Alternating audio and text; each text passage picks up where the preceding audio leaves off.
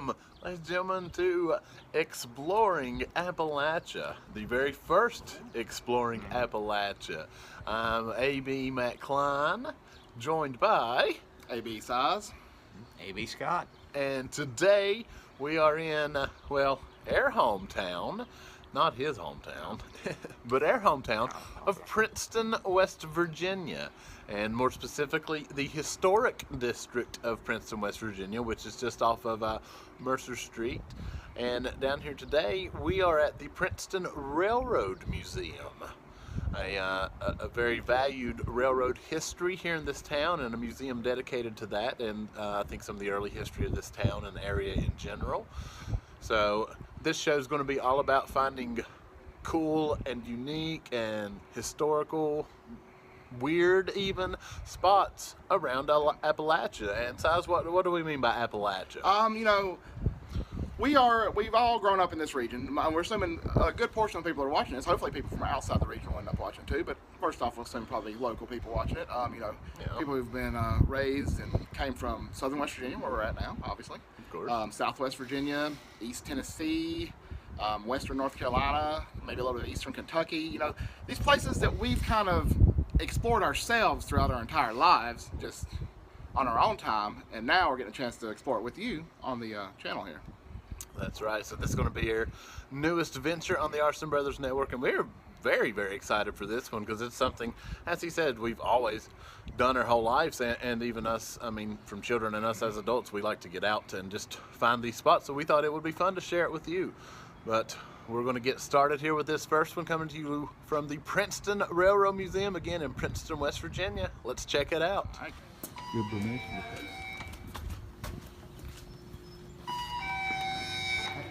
Alright,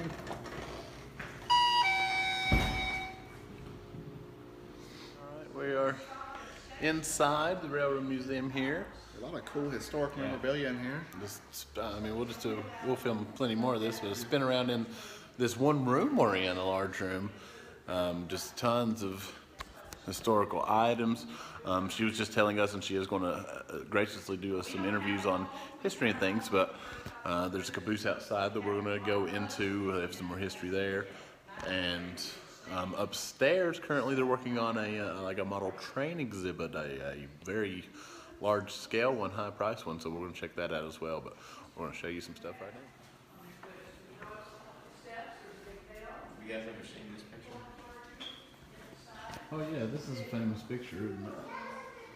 And because it's got land, all the transportation at the same time. Yeah. Aviation on the screen, rail, and obviously cars. I think there's a bicycle in there as well. Oh yeah. Yeah, I know there's something to that effect. Yeager, West Virginia. Yep. Yeah.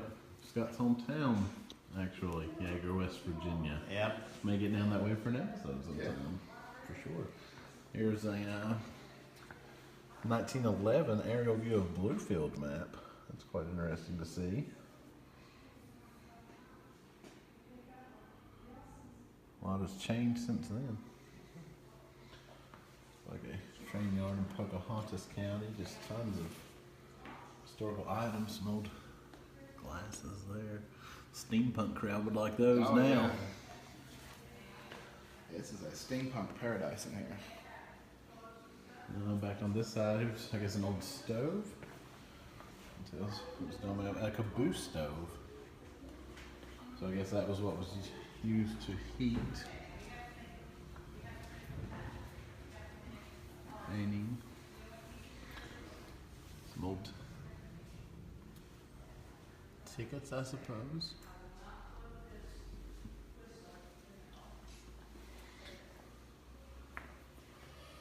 Eggleston Springs, Virginia, 1922 Northern Western picnic. Wow, look at all the employees. That's Quite the shot, quite the crowd. yeah.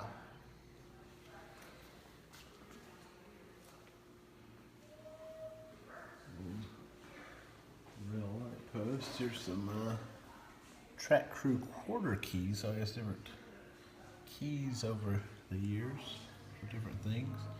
Some of those look straight out of a Indiana Jones movie or something.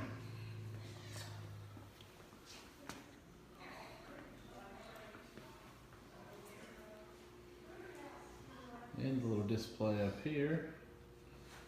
Just of, I guess, probably working on the railroad at that time. Some tools and then signage. Got a cool little menu over here. I don't know if it's from the train cars or what. It says the Pocahontas, but some good deals in there. You can get a seasonal fresh fish with lemon butter for $2.25. That's a fantastic deal by today's standards. Yes. All right, chicken shortcake. I've never had a chicken shortcake. No. Oh, right here. Snack menu. I guess this is different train cars, perhaps. Yeah. Take a look at that one. Baked ham, 80 cents. Fried egg, 60 cents. It's pretty neat. All right, so there's Yeah, just one room. Of first this room building. of this. There's a whole, like a middle open section right here, which is more of an entranceway, but there's still some items. Yeah, a lot of cool stuff out there. And a lot of upstairs, so we're And gonna, plus, we still haven't even made it to the caboose. yeah, there's another caboose outside. The caboose sounds interesting. We'll wait till Mrs. Smith tells us the story on it, but from what we heard earlier, the caboose sounds pretty cool. It does, so we'll move I'm along. just reading this here about passenger service. I guess they did run some passenger cars through the area, but it wasn't a major revenue source. Since you're going through mostly rural territory, you're not going to have a lot of places to stop, I'd assume. They gave up the passenger service in 1956. Says like here in 1920, they made about $1 million from a year from passenger service. Which, if you're saying it's not a major revenue source and you're still making $1 million, that sounds like it's going pretty good to me. But by the 40s, they were losing 50,000, so they did have a huge drop there over the 20-year span from 1920s to the 1940s. And I guess that's why they gave it up in 56. But we'll talk to Mrs. Smith here in a little bit about kind of the history of what they were hauling mainly in the area. They weren't hauling people, they had to be hauling something. When they wanted to get a message to the train, they didn't want the train to stop because the train had a schedule to keep. So what they would do, this was normally when telegraphs were used, way before cell phones. The station master in a station like this would get a telegraph and he would write the message on a piece of paper and he would fold it up and stick it on this, and he would go outside and stand like this waiting for the train to come by. They would put a yellow flag up at the whistle stop to tell the train to slow down, and the conductor knew that if they were slowing down it was probably for a message. So the conductor would stand on the bottom steps of the caboose, he would hold on and he would reach out, and as the train went by, the station master would hold this. The conductor, rather than trying to grab it here or here, would stick his arm through that as the train went very fast, and he would have the message. He would take it off, take this out, throw this back out on the track. If they didn't like the station master, he would wait about half a mile up the train track before he threw it off. And that's a message hoop. But this is just made out of wood, and it's just a sapling that's been bent and held in by these brackets. So that was pretty ingenious. Yeah, very much so. This is a hand-built engine, and let me tell you how steam engines work. This held coal, which was the fuel, and standing in here would be the engineer and the fireman. And the fireman would take a shovel and shovel coal, open up a little door in here, and right in here was the firebox, and it would be full of coal, and it would be burning. This was the boiler, this was full of water, and the fire here would make this boil. And when you boil, you get steam. The steam didn't have any place to go out. It would come down this little tube into here. There was a plate right here. And when a lot of steam got in here, trying to get out, it would push that plate. That plate was attached to this bar, and that would push and make the wheels go round. So the firemen constantly had to keep this hot so that the steam was going all the time down here. And then there was a place on the other side, it would come out and it would come out here, and that's when you see a steam engine with all the smoke coming out. That was from all this steam, and that's what made steam engines run. We've got 7 in museums in the country. This is called a Velocipede.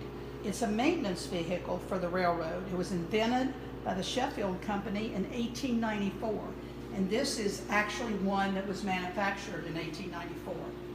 And what happened, the man would sit on this seat and he would pump this, we have it locked, he would pump back and forth with his arms.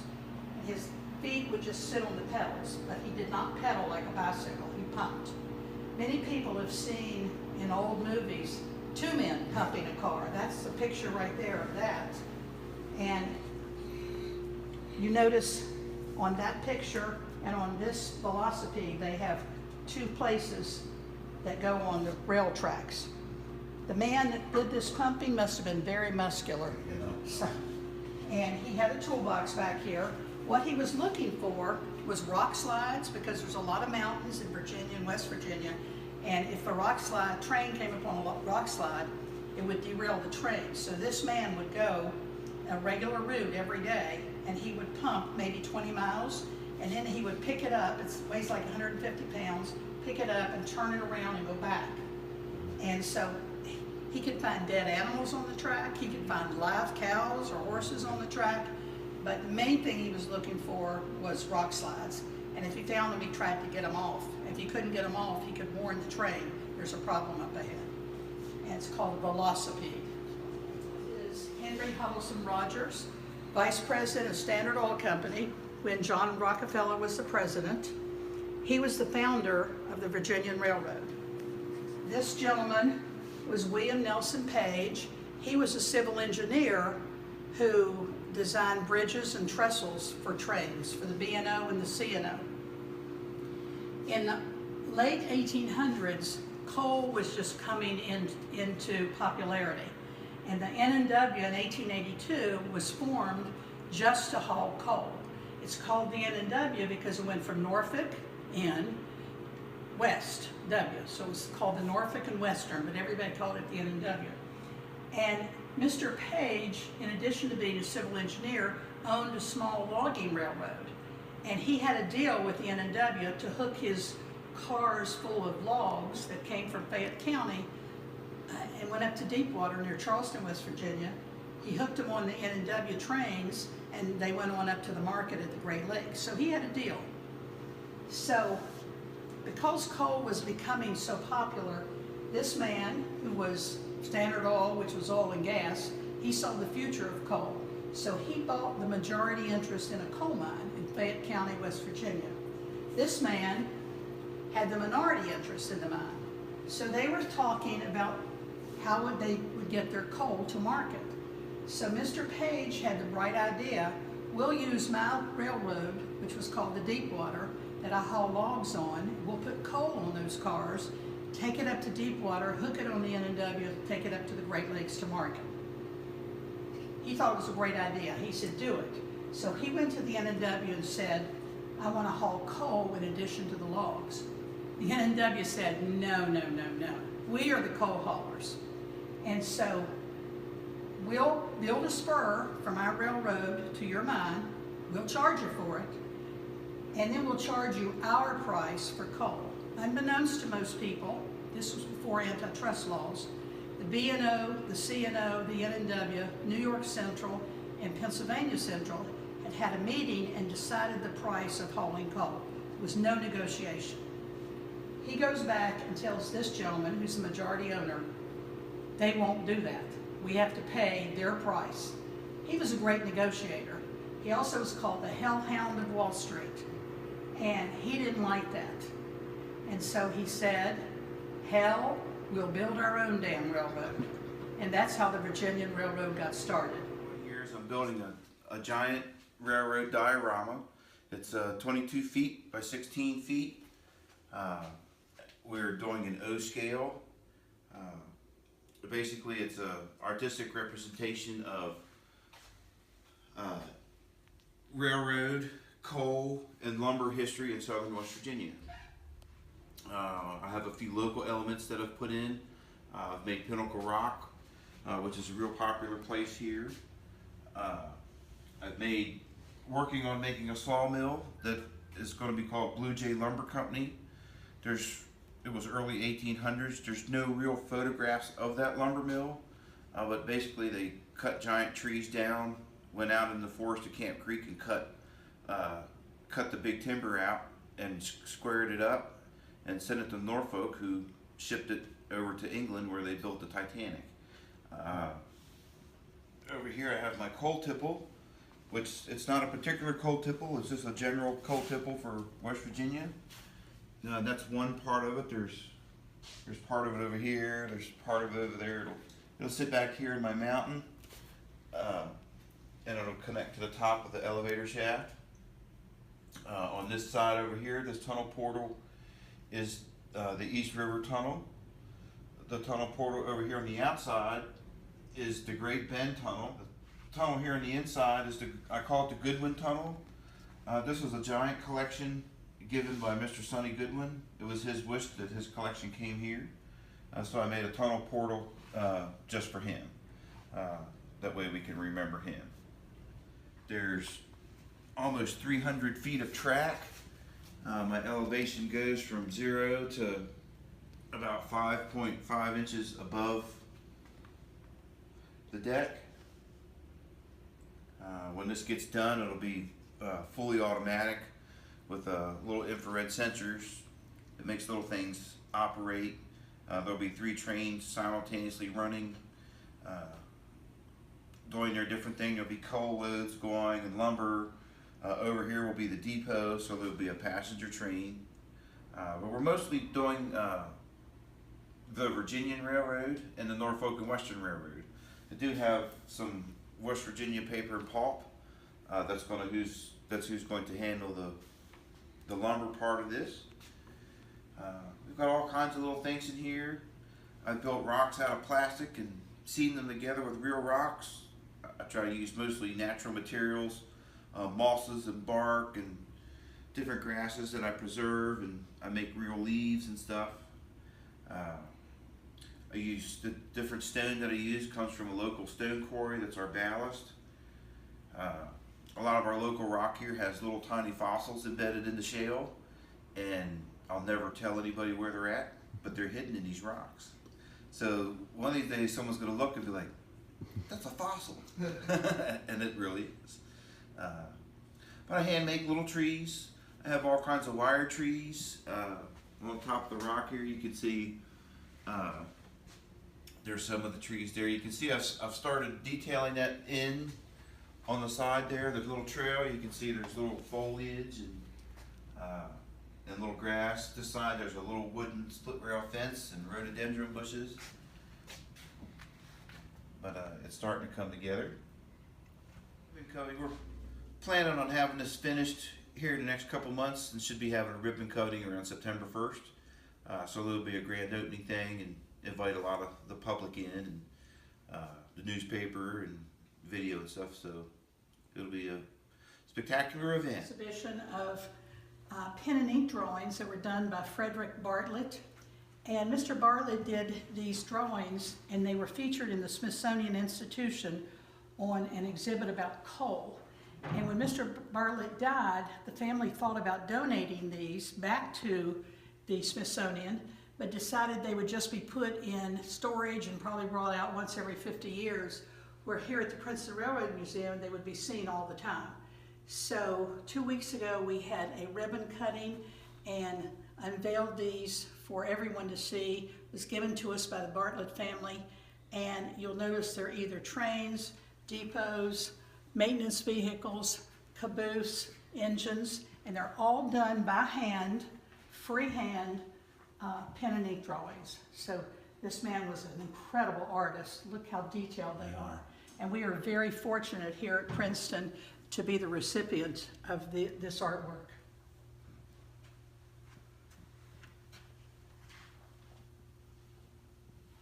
Passenger conductor.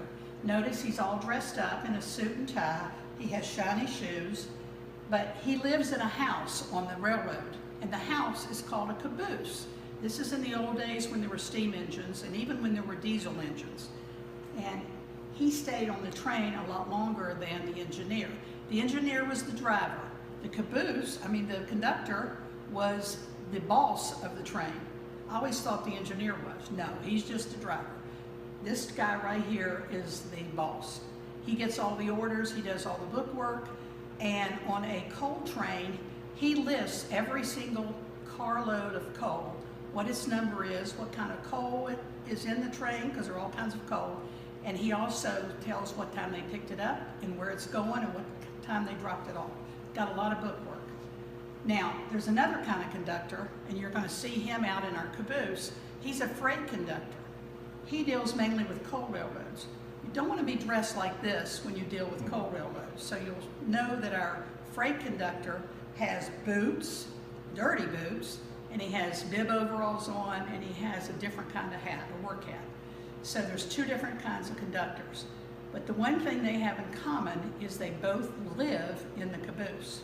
Now, they sleep in the caboose, they make their food in the caboose, they wash their dishes, they wash their hands, and they go to the bathroom in the caboose. But there's one rule that the conductors had to abide by in the caboose. They could not go to the bathroom when the caboose is stopped in a station. Now, why is that? Well, remember, these are very basic things in this caboose. So when you sit down on the toilet and go to the bathroom, it just drops through a hole in the bottom of the floor and goes out onto the railroad tracks. And so you don't want pee and poop on a railroad track in front of a station. So the rule is you can't go to the bathroom in front of a railroad station. Now, when your train is moving, you can go to the bathroom because it spreads it out. And I always say that's why there's lots of vegetation along the railroad track, because it's been very well fertilized. So this is our conductor, passenger conductor. Remember, he's dressed up. We'll go into the caboose and see the freight conductor, and I'll show you the caboose, which is his house.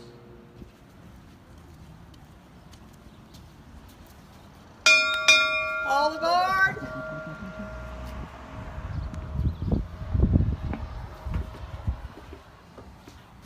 As you see, the conductor sleeps here. He washes his dishes here. He washes his hands here. These are water tanks. And he cooks his food here. This is an old cook stove, and the coal is kept there, and he puts coal in the bottom of the stove, keeps it lit, and that makes this hot, and he can make coffee and make food. So he's pretty self-sufficient here. These are closets, which are well closed. There are a lot of closets on here. Now, this is the refrigerator. And realize there's no electricity on a caboose, so he has to have a great big ice cube, I tell the kids, a big block of ice, and he sets it there, and it melts, it runs down those holes, and then runs out of the train. But that keeps his milk and eggs and all his food cold. And those are the ice tongs that he uses when he comes to a station. They'll have ice for him, and he uses those to put them in there. Now, here's our freight conductor, also called a coal conductor, because that's mainly the freight that came out of southern West Virginia. Notice his work boots. Notice his red scarf, which was the term redneck, which came from the Blair Mountain Wars, because all the men on the Union side wore red kerchiefs or bandanas around their neck, and that's where the term redneck came from. So he's all dressed in work clothes because he deals with dirty coal. As you see, there's more and more closets. He has a place back here to sit and do his bookwork. If you remember, I told you he keeps track of every single car, what it picked up, what size coal, when he picked it up, when he dropped it off.